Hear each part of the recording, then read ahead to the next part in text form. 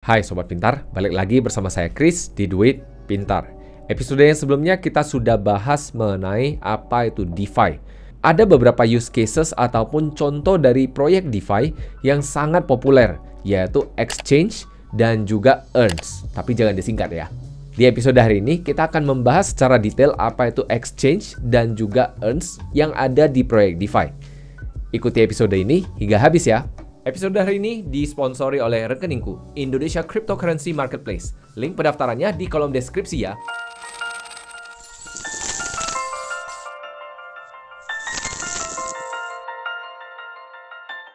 Seperti biasa nih, sebelum memulai, BPJS-nya dulu dong.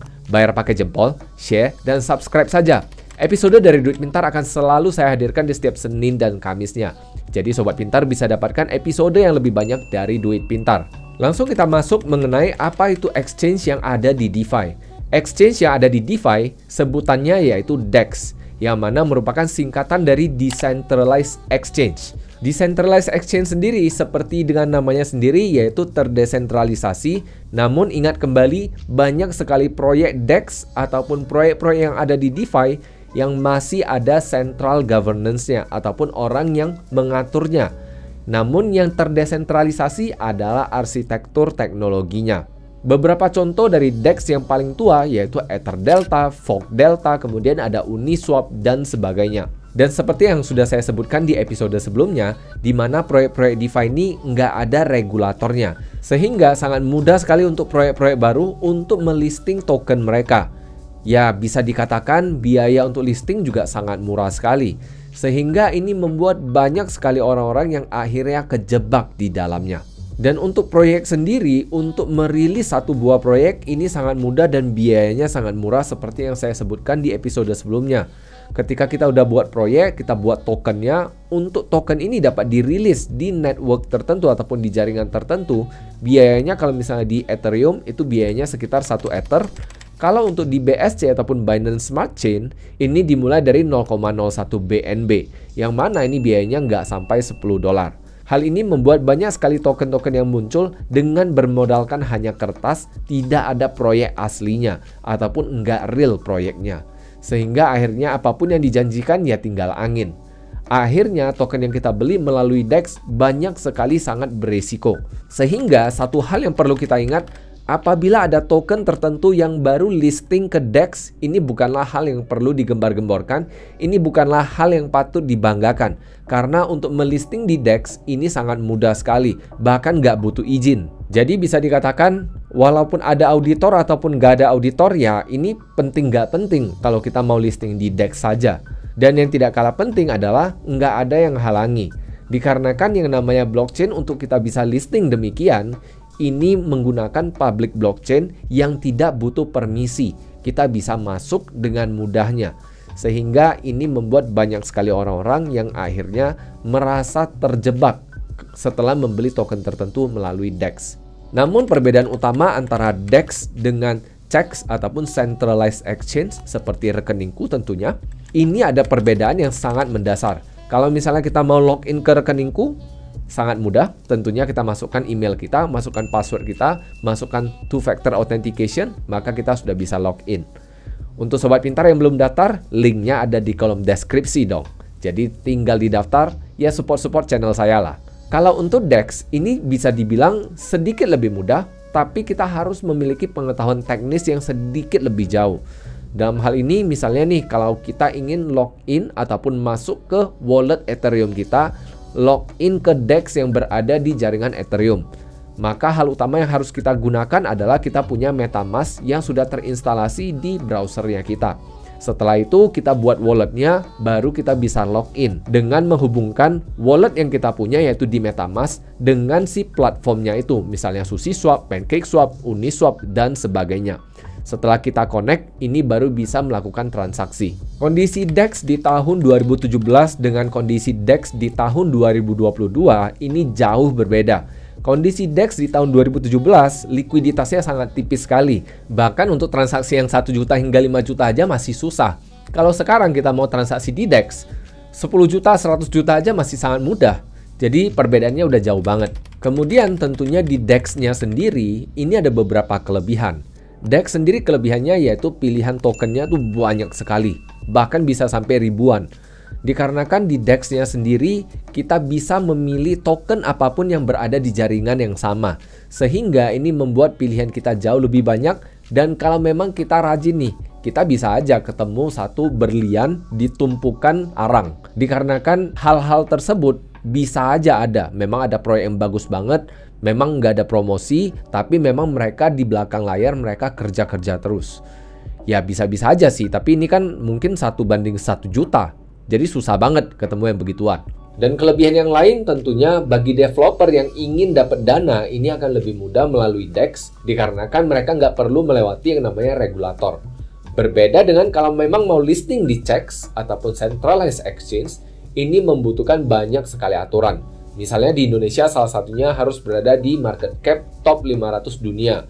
Ada sih syarat-syarat kalau memang nggak berada di top 500, tapi ini kan syarat yang lebih spesifik, syarat yang lebih khusus. Dan memang harus melalui izin dari Bapepti. Dan ini tentunya akan menjadi ribet sekali dan banyak sekali developer yang memilih untuk listing di DEX dulu baru ke CEX. Karena listing di CEX juga bayar. Sehingga untuk para scammer ataupun penipu yang hendak berpotensi untuk menipu, mereka akan cenderung untuk menghindari yang namanya CEX. Karena mereka akan dicek lagi oleh para regulator. Dan seperti yang saya sebutkan di episode sebelumnya, di DEX-nya sendiri sama dengan DeFi yang lainnya, yaitu tidak memiliki perantara. Sehingga kalau kita memang mau transaksi antara satu koin dengan koin yang lain, kita bisa transaksi langsung melalui jaringan blockchain-nya. Walaupun kadang-kadang biayanya cenderung mahal. Namun ada satu hal yang berubah jauh dari DEX zaman dulu 2017 hingga DEX tahun 2020 di mana DeFi lagi bersemi. Perbedaan utamanya yaitu di tahun 2017, DEX yang ada ini lebih berfokus kepada para trader, memiliki running trade, memiliki order book, dan sebagainya. Untuk sobat pintar yang nggak ngerti apa itu running trade dan order book, saya kasih contohnya di episode yang ini. Di sisi lain, DEX yang saat ini lebih berfokus kepada sistem pertukaran antara satu aset dengan aset lainnya, dengan istilah lain yang namanya swap. Jadi misalnya saya punya koin Ether nih, saya mau tukar ke koin yang lainnya. Saya tinggal masukkan keduanya, saya masukkan jumlahnya, kemudian dikasih tahu, dengan koin Ether yang kamu tukarkan, kamu bisa dapat berapa koin X. Ini akan memberikan kita informasi yang lebih singkat dan lebih ringkas. Sehingga tentunya ini membuat orang-orang yang baru masuk ke DEX, ini terasa jauh lebih mudah. Bercerita kekurangannya DEX, kita akan ceritakan nanti barengan ketika kita sudah selesai bahas di bagian yang earn. Seperti kata pepatah, di mana ada gula, di situ ada semut. Persis seperti yang terjadi pada earn ataupun yield farming. Yield farming sendiri adalah bertani untuk mendapatkan imbal hasil dari investasi kita. Jadi kira-kira artinya seperti itu. Yield farming ini sendiri menarik banyak sekali uang investor untuk masuk ke platform-platform ini dikarenakan janji return ataupun imbal hasil yang sangat tinggi sekali. Bahkan nggak jarang yang di atas 1000% per tahunnya. Dengan istilah APY atau APR di atas 1000%. APR adalah Annualized Percentage Rate ataupun Annualized Percentage Return, dan APY adalah Annualized Percentage Yield, yang mana keduanya artinya plus minus sama, yaitu imbal hasil dalam setahun yang dibuat dalam bentuk persentase. Jadi model earn ini pada dasarnya kita investasikan dana kita, kemudian kita dikasih imbal hasil. Imbal hasil ini sendiri bisa didapatkan dengan dua model yang sangat awam terjadi di dalam dunia yield farming ataupun dunia earn. Cara pertama untuk mendapatkan keuntungan melalui yield farming tentunya adalah dengan modal deposit dan dana kita dipinjamkan ke orang lain. Ini pada dasarnya adalah sistem model simpan pinjam. Sistem model simpan pinjam ini tentunya ini dapat memberikan kita keuntungan, di mana uang kita dipinjamkan ke orang lain yang minjam, mereka bayar dengan biaya yang lebih mahal, selisihnya akan menjadi milik si pemilik platform, dan ada selisih lain yang untuk punya kita. Misalnya kita depositkan dana kita ke platform tertentu, kita dikasih return ataupun imbal hasil sebanyak 6%. Tapi sebenarnya yang dikenakan ke peminjam, mereka kenakan katakan 12%. Jadi 6% untuk si pemilik platform, 6% untuk kita sebagai investor. Ini adalah hal yang paling wajar ataupun yang paling sering dilakukan. Salah satu contohnya yaitu platform compound. Model yang kedua adalah model di mana kita menjadi penyedia likuiditas dari koin ataupun token tertentu. Jadi tentunya kita masukkan koin ataupun token kita dengan tujuan agar si exchange ini memiliki likuiditas untuk melakukan pertukaran antara satu token dengan token yang lain. Selisih dari transaksi yang dinamakan dengan slippage, yaitu perbedaan antara harga yang diinginkan dengan harga yang dieksekusi, maka ini bisa menjadi keuntungan kita. Berikut juga dengan pembagian hasil dari biaya transaksi. Ini adalah model yang kedua. Yield farming di tahun 2022 tidak sama lagi dengan yield farming di 2020, di mana yield farming 2020 ini bisa saya katakan angka-angkanya lebih too good to be true. Terlalu gede, angkanya bahkan hingga 5.000 hingga jutaan persen. Jadi ini bisa dikatakan itu agak berbahaya. Bahkan orang-orang yang banyak memasukkan aset mereka ke platform-platform demikian, kita sebut sebagai alpha degen. Jadi sebagai orang yang lebih logis dalam hal ini, saya menganggap angka-angka tersebut adalah angka-angka yang too good to be true. Ataupun kayaknya agak mengada-ngada. Jadi saya punya satu kalimat yang mungkin Sobat Pintar bisa terapkan. If things sound too good to be true, then it may be too good to be true. Maksudnya, kalau ada sesuatu yang kedengarannya terlalu hebat ataupun terlalu wah, mungkin aja itu memang terlalu wah. Nggak masuk akal jadinya. Kalau memang Sobat Pintar ingin menggunakan fitur yield farming ataupun fitur earn dari suatu platform tertentu, Sobat Pintar harus pahami gimana Sobat Pintar dibayarkan. Jangan kita hanya memikirkan keuntungan saja, dapat profitnya aja, tapi kita nggak mikirin si platform itu gimana dapat keuntungan untuk dibagikan ke kita. Karena itu yang lebih penting, itu yang bisa menandakan seberapa sustainable ataupun seberapa mampu bertahan hidupnya si platform ini untuk jangka waktu yang panjang. Kebanyakan platform yield farming ini nggak bakal panjang waktunya, nggak bakal tahan lama.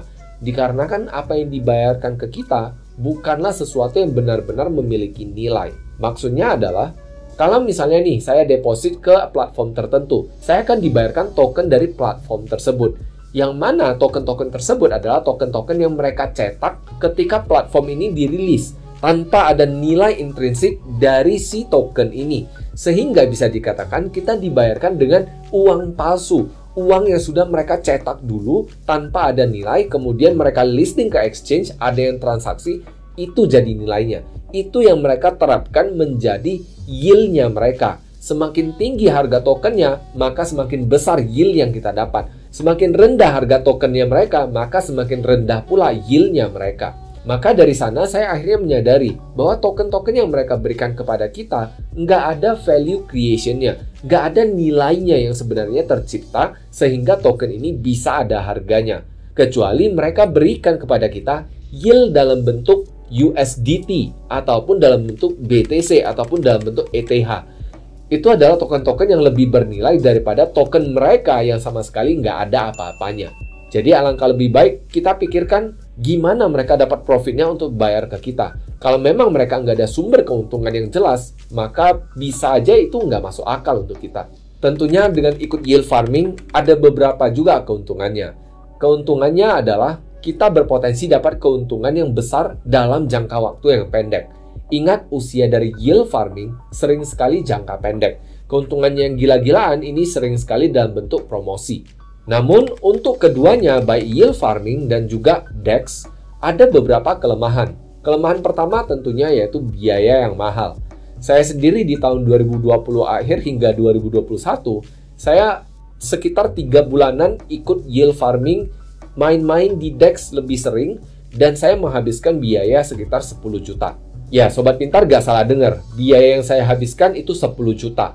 Biaya saja. Dan nilai transaksi saya bukan besar-besar banget. Nilai transaksi saya juga bahkan nggak sampai 50 juta. Jadi ini adalah biaya yang harus saya tanggung.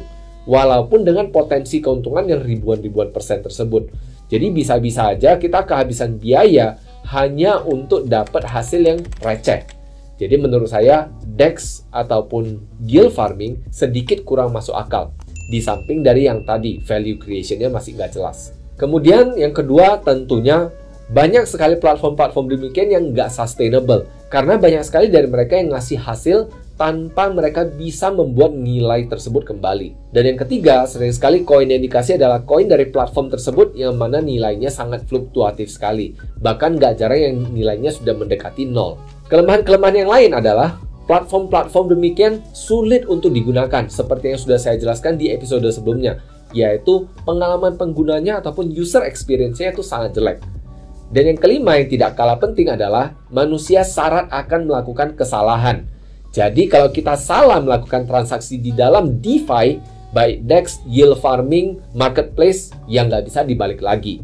Ini ada beberapa contoh yang saya kasih, adalah contoh-contoh orang yang kehilangan dananya cukup besar. Dan yang tidak kalah penting, celah keamanan ini masih banyak orang yang nggak ngerti. Sehingga ini membuat orang-orang yang awam, yang nggak teknis, merasa penggunaan DEX, penggunaan yield farming, ataupun penggunaan platform di DeFi sangat tidak nyaman untuk mereka. Sehingga kalau saya ingin simpulkan, DEX-nya sendiri memang tampaknya menarik. Pilihan koinnya banyak sekali. Kita bisa membeli koin yang baru, bahkan yang belum ada di listing di exchange manapun. Namun di sisi lain, dengan impian untuk mendapatkan profit yang jutaan persen, ini juga banyak sekali yang akhirnya berakhir scam, dan banyak juga yang mengalami rug pull. Kemudian untuk yield farming juga tampak sangat menarik sekali. Namun satu hal yang perlu kita ingat, gimana value creation untuk membayar kita. Apakah ini sustainable? Ataukah kita nanti bisa kena rug pull juga? Saya sendiri juga udah pernah kena rug pull. Jadi itu juga uang sekolah untuk saya. Jadi gimana nih? Sobat Pintar udah pernah pakai DEX yang mana? Ataupun udah pernah ikut yield farming yang mana? Tulis dong di kolom komentar. Jadi itu saja episode hari ini. Terima kasih sudah menyimak. See you in the next episode and bye-bye.